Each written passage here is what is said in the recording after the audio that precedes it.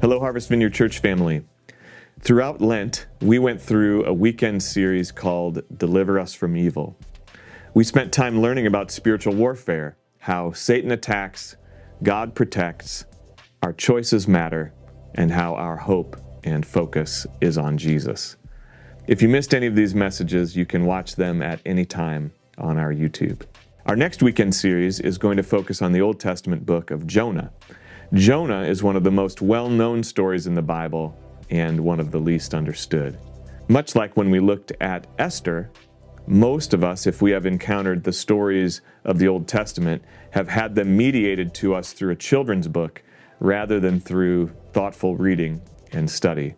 Through children's media, the story can tend to get watered down or simplified and can often end up teaching a bland moral truth rather than a revelation of the character and purposes of God, God's invitation in our own lives, and how these stories point to Jesus. People assume that the book of Jonah is about a guy and a fish, but the fish only shows up in 2 verses.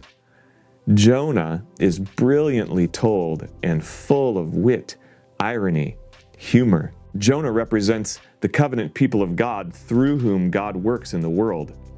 Jonah is a deeply flawed and broken person. In holding up Jonah for critique, if we're paying attention, we realize that the scripture is aimed at us, exposing the worst tendencies that tend to form inside God's covenant people.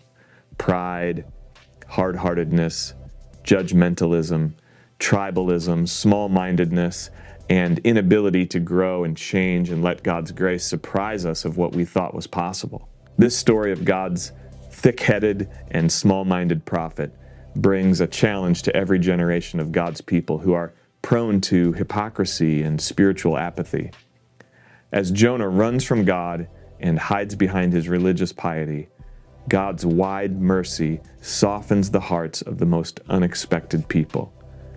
This is a story meant to shake us awake to the surprising ways God works in the world and in our own lives. I look forward to spending some time together in the book of Jonah over the next several weeks, and I hope that you do too.